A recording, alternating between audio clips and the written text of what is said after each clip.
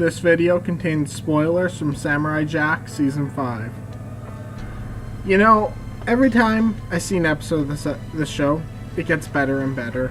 And I'm hoping that trend continues because even with the original, I thought the pilot was fantastic, and then it kind of had like a low point. Like, it's not bad, but you have such a good pilot that you don't really need to concentrate on anything like that. But here, it seems like every episode is just building on the next, and it's getting better and better as it goes, and you know, that build-up is very nice to watch, especially considering this is a limited series.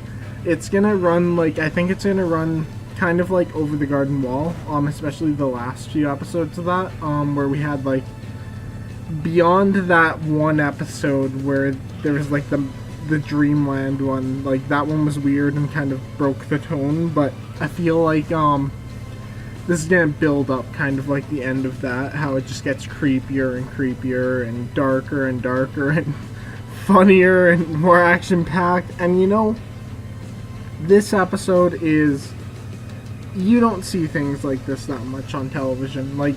This is some of the best entertainment I have ever seen. I could go back and just watch this film, I could put it on in the background. It's like going to an art museum. This is such a gorgeous episode. It's so stylized. It's very much showing off the entire medium of animation. Things like this prove to me that animation is not a genre, it's a medium. Because, you know, when we see a lot of animated movies or TV shows come out, the vast majority are just pandering to kids. You know that from, look at the movies that are opening right now. You got things like, Boss Baby opens this weekend where I'm filming this. We get, just stupid things that, you know, are gonna be forgotten in a few years because they're just gonna have their 15 seconds of fame and go away. This is a gorgeous show, and, you know, every scene in this is just absolutely beautiful. And I hope that it continues with this trend, and I think it will.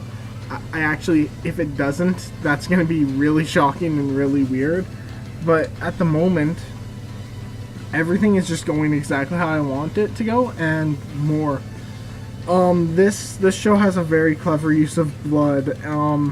Even just the color red. Jack walks into this cave and he's just it looks like he's coated in blood, but then he walks in and he's not. He's just got cuts and scrapes and everything everywhere, but when he's standing at that cave entrance, it looks like he's just coated in the stuff. And the same can be said for the wolf. The wolf doesn't have that much to be bleeding over, but it is, and it's breathtaking to watch what this show is willing to do with its stylization. Oh, the style in the show is just, it's amazing. It makes me want to draw. When I saw this episode, I kind of was mad about the fact that I'm working on a final project for an art class, and I kind of have to do these drawings with kind of a theme to them, and I've already had that theme. This makes me want to just open up a page and draw something brand new, and you know what, I might do that. I'm going to do that the moment I'm done this, because this is not only just amazing to look at, it's inspiring. It makes you want to create things just because of the way it's so simplistic and it's so just beautiful. That entire cave scene, I think everyone knows what I'm talking about here. It's just, oh, when this episode begins, even, when Jack's floating down that river, it's a very good use of, the color red. I know, you have to give it a suspension of disbelief, because if he really lost that much blood, he would be dead, but the way it stylizes itself makes sense. And just, I can't even describe, I'm just stammering. I'm just trying to find words to describe this. This is a beautiful scene where he's just floating down this river, and then he's passed out, and then he wakes up, and then he's passed out on a log again. A frog talks to him. I'm not sure if that was his imagination or it's an actual talking frog, because either is just as valid in this world. man, just this entire river scene, he washes down it, and he eventually gets out of the river, and the knife is still in him, and just at first I was just like, okay, that's gross. He's probably gonna remove it really quickly. And then I was reminded this is on Adult Swim now, and it's able to go a lot more dark. It's able to do a lot more with what it's doing. So there's this absolutely grueling scene to watch where he's removing this knife from his side. And, like, it actually makes you feel uncomfortable, but not so uncomfortable you want to walk away and say, no, I can't watch this. It's just that you get that emotion, you feel this pain, you feel all these emotions, and it's daunting to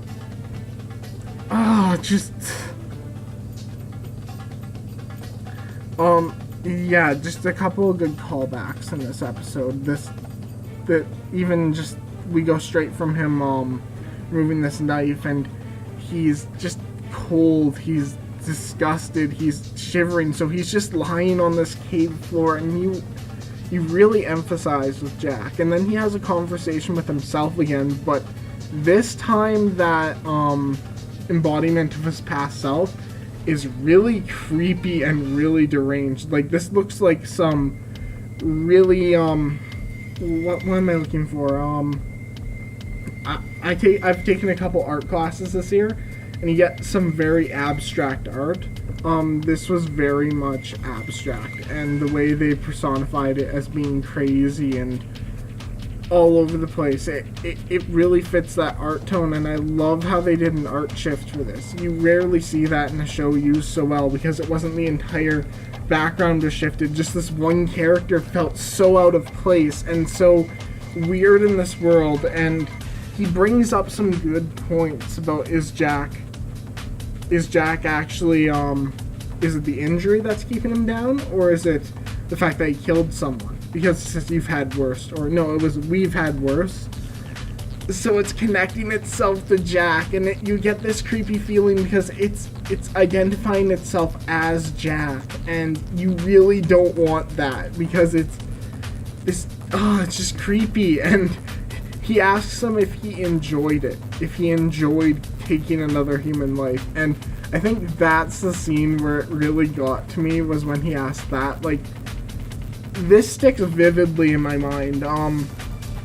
I've watched a few other things recently, and none of them really have had that big of an effect.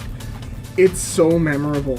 When you're watching this, it really sticks in your mind. You really think about it afterwards. Like, I was thinking about this being in university. It sucks because I watched this before I went to class, so I spent my entire philosophy class kind of staring at the professor blankly while thinking this over and kind of sketching out the words and the text he said out on my notes. Like, yeah, this scene had that big of an effect with me, and he has this, like, really philosophical conversation with himself, and it really gets to you because we're not used to seeing Jack this way. I'm still used to Jack in the original series because there's a lot more episodes of that. And it's whenever you see this, you kind of have to remind yourself, oh yeah, this is so much more adult, it's so much more thought-provoking than the other series. The other series was that already, but this is taken up a couple more levels. And yeah, this monstrous Jack is just, it's probably one of my favorite scenes in this show. The way it's quick, the way it keeps moving, it gets more and more disjointed and creepy the longer he's having this conversation with it. And yeah, it's probably one of my favorite scenes in this show so far.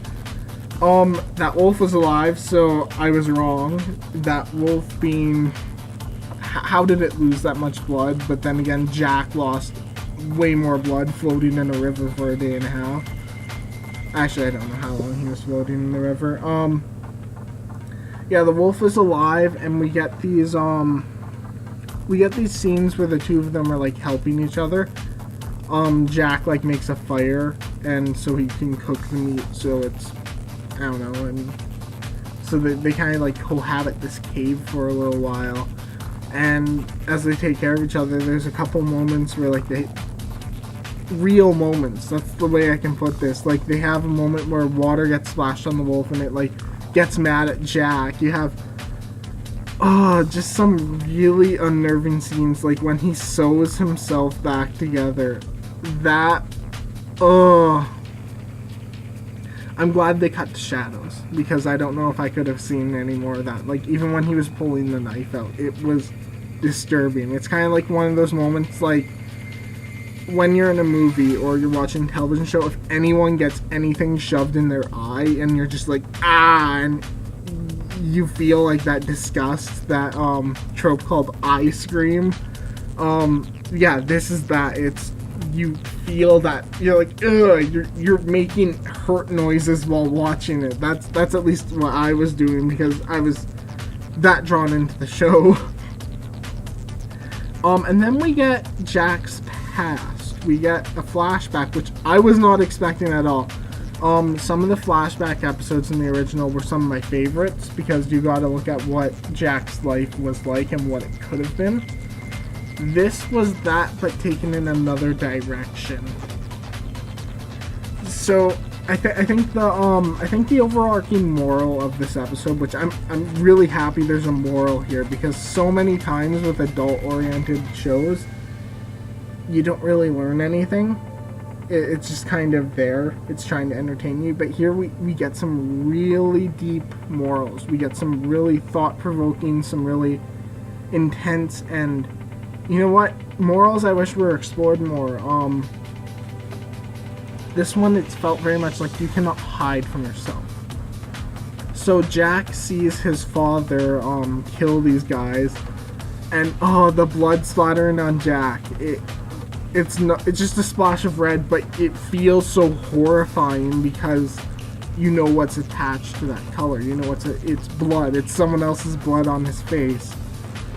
And Jack's father says, your decision, the exact lines are, I wrote it down. I think it was your decisions, I forget the exact line. It's been a few days. I've been busy.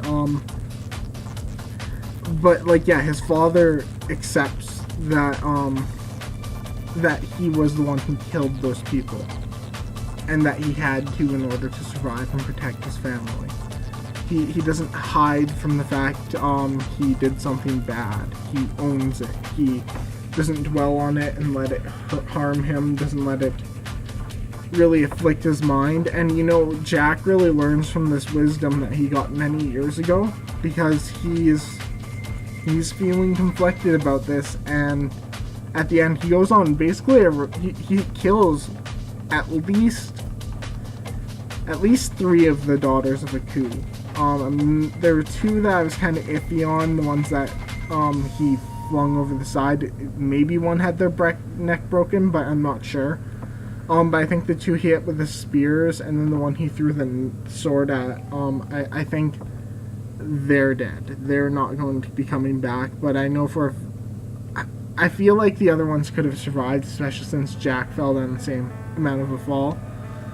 But this moral of not hiding from yourself. Jack killed this assassin, and he has to realize that assassin would have killed him otherwise. He needs to accept he did this and not dwell on it, and he has to deal with both the consequences and what comes next. Like, he has to, instead of just dwelling on this anymore and feeling pity for himself, he just needs to accept it and move on. That's the only way he'll grow. Otherwise, he's going to stay in that cave with that monstrous version of himself talking to him. And then, like, this continuing thread. Like, when he's... there's a couple moments in this, like, that Green Knight or that samurai. Like, I'm not sure. I'm thinking more and more it represents death every single time, and I really love the design they show for it. It's either he's either having like a flashback, kind of like post-traumatic stress disorder, or it's actually an embodiment of something.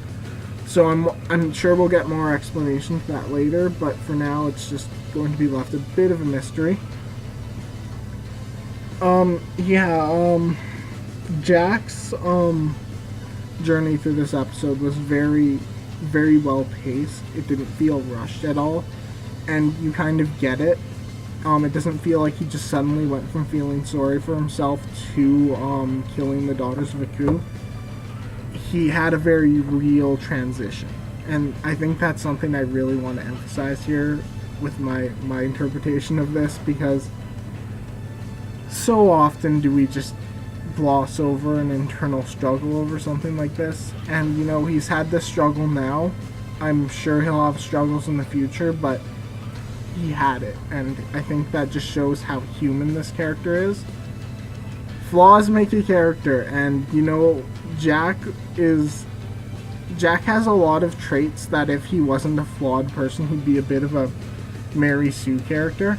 But because he has these flaws, he's still like good at everything. He's still a warrior, he's still intelligent, he's got all these positive traits, but what prevents him from falling into a cliche are these flaws he exhibits. And you know, it makes me so happy that a character like this can be so far from that, because you get this fear when you're writing or making anything that I can't make my character too perfect, I can't do this, I can't do that.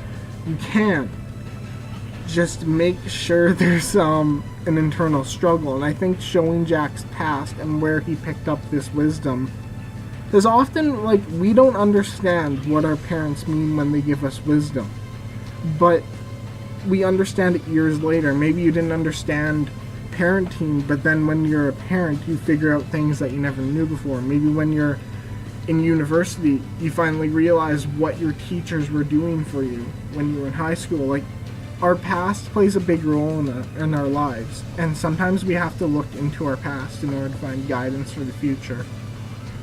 And yeah, Jack is quickly becoming one of my favorite characters. Like, in the original, I kind of just saw him as a means to get entertainment, but here I feel like I can really connect with the character, even though I'm not being hunted by assassins and haven't aged for 50 years. Like, you get a sense that you can understand what Jack's going through. But Jack isn't the only character to get development in this episode. The daughters of Aku get some really interesting development to build on top of what they had already. For them, death is failure, which is something I kind of just assumed beforehand, but we actually get it solidified here. And yeah, you know, their obliviousness to the outside world is both sad and humorous at the same time. Like when Ashi, I think that was Ashi, she was taking the first watch and she's looking up at the sky and she sees a star. I'm like, oh, that's beautiful. And then you realize she hasn't seen that very much. So you get this really human moment with these villains that we later see killed and like beat up by Jack. So there's these very funny moments. That scene with the deer, though, really gave you an insight on their character and delivered a funny joke at the same time. Like, that scene is funny. So often do we try to shove jokes in, but they don't fit a character. I feel like having a joke and having it develop the characters at the same time gives it more meaning. You remember the joke better. Like, how often have you watched a comedy movie and you can maybe remember a joke or two, but you can't remember much about it? I remember vividly what they said, why they said it, and what it means for the story, because it's a joke in the middle of this episode that doesn't break the pace either. It feels like they came upon it very naturally, and they leave it very naturally. And I don't think I was the only one who thought, since like when I saw that deer walk up, the male deer walk up to the female deer, that I thought it was going to suddenly anyone who's watching this with their kids would have to explain the birds and the bees. Who watches with their kids, though? People who have kids who can probably take these kind of themes in action better than I could at that age. No, I thought we were gonna see mating season, but nope, they didn't go that way. And thank you. You're on Adult Swim. don't go like a lot of Adult Swim program goes. A lot of Adult Swim programs are just painful to watch because they're trying so hard to appeal to the lowest common denominator, and it's sad sometimes to watch. I like how there's the correlation between horns and Aku.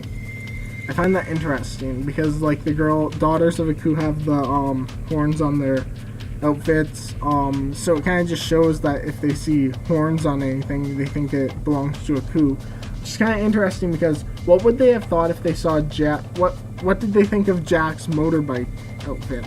Because he had horns on them and they were black, but I guess they weren't in the right shape or something. Or maybe I'm thinking too deeply into it.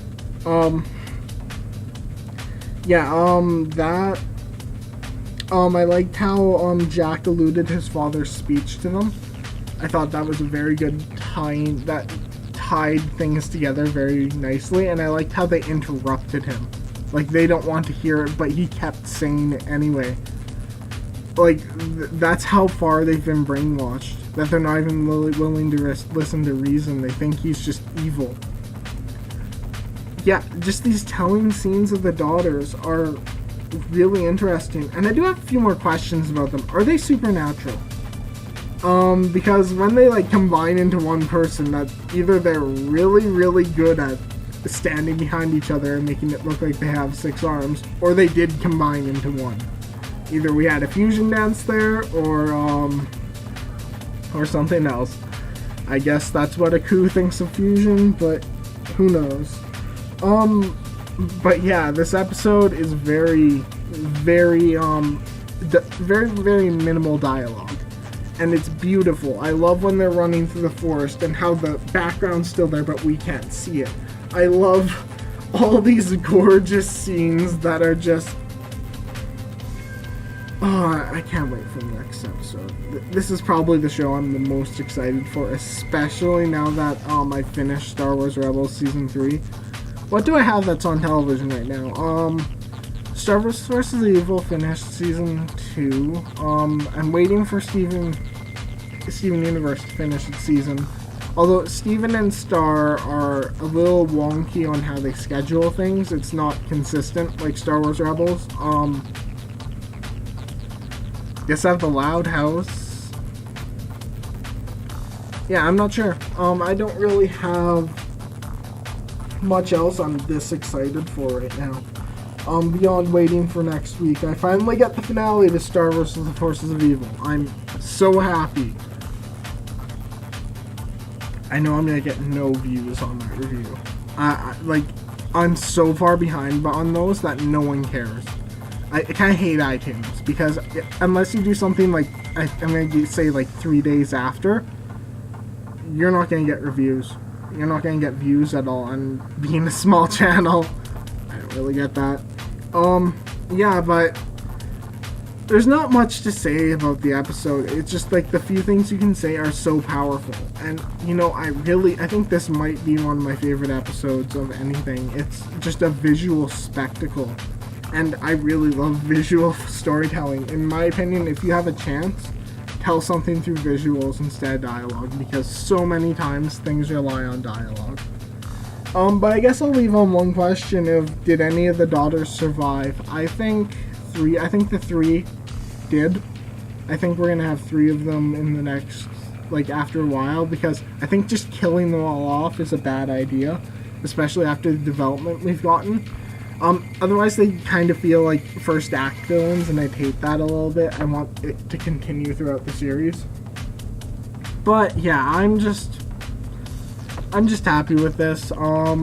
Let me know what you thought about it in the comments down below, and I'll see you guys next week. Hopefully I can get it done earlier. It feels like I'm getting the episodes later and later, so something's wrong. Living in Canada sucks sometimes, but what can I do? I will see you next time, and hopefully won't ramble as much. Bye.